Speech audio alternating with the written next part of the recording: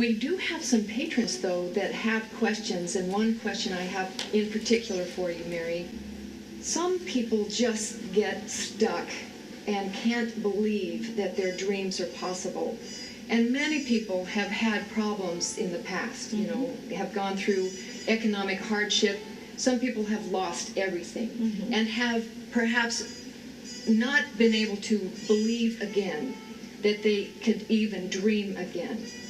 And I know that in the Dream Builder Live, you spend a lot of time from the stage talking about your journey, your particular past journey. And if it's okay, just to share a little bit about that, I do know that you have been a person of great success in your life, have built a multi-million-dollar successful organization, only to see it completely lost. That's right. Down Lost. to nothing. That's right. Stripped of all assets and even your, you know, Reputation. Your reputation, and only now again to emerge into building another multi-million-dollar successful company where you are helping others thrive. And my question, or the question that I have from my patrons, are, how do you do that? How do you take that jump back up again? How do you have the gumption to go from the very pits and move it back up? Is there a way that you can have a catalyst or something that really works on a consistent basis that we can tell people, here's what does work? Yes, absolutely. So let me just tell a bit about the story. So I built a very large and successful organization in transformation. Yes. 23 years, poured my heart and soul into it. Had a second marriage, brought into my business, and he was involved in other businesses. A man who had some mental challenges and ultimately would be diagnosed with bipolar disease. And so in manic states of mind, he made decisions that were not hidden from some of us. And ultimately, when we found out about it, the mass of debt that was not known about and how those funds were mingled with other businesses meant we had to close everything I had built down. He spent a year in a mental hospital. There were other things that had to be dealt with what he had done that became his. I lost the marriage. I lost the business I had built. I lost the home. And I lost my reputation. And I was devastated. Of course. And I think if you have a loss, whether you're going to... Everybody has ups and downs in life. Life throws you curveballs. You don't see them coming, but it's not the curveball that's the problem. It's not somebody commingling money and you losing a business that's the problem. It's what you do with it that's the problem. If you think it's going to take you down, it will.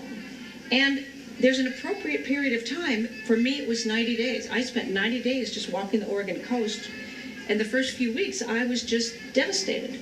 How did I not see this? And of course, in hindsight, you can see things. I remember Steve Jobs giving his, what would be called the Gettysburg Address, commencement address to the Stanford graduates, saying, when he talked about getting fired from Apple and the public shaming of it and how devastated he was. And he said after a few months, he began to realize he was still in love with what he had been doing. He was still in love with the creativity and bringing great technological innovations to the world. And so he began to build again. And the key for me was, after several weeks of being mad and being kind of victim-y and look what he did and look, how could I have not seen that, and being mad at myself, I realized that what they could take away the building, the 100 acres, they could take away this, the mistake could take away all those things. But that mistake and that experience could not take from me the awareness that had built that success. And so when I began to build again, and this is 2003, so it's been a significant number of years since then. Within 2 years, I had built another, it just crossed the $1 million in that business, and it multiplied and multiplied. And the business, not only the business is more successful than I've built now in terms of dollars, but way more successful in terms of reach. The numbers of people and their lives I'm able to impact. And to me, even more substantial is the number of people I'm able to empower to go impact tens of thousands and hundreds of thousands of people with the transformational technology that does unlock, empower people to live lives they love living. And what I love about you, Lynn Kitchen, is that you not only have studied this technology and employed it in your own life, but you caught fire with bringing this to other people in a way that is easy and simple, and a way for them to just bring their dreams to life in fun ways. Come to a cafe. Come to a cafe. Let's order up what we want. That's right. Well, yes. that's the key, actually.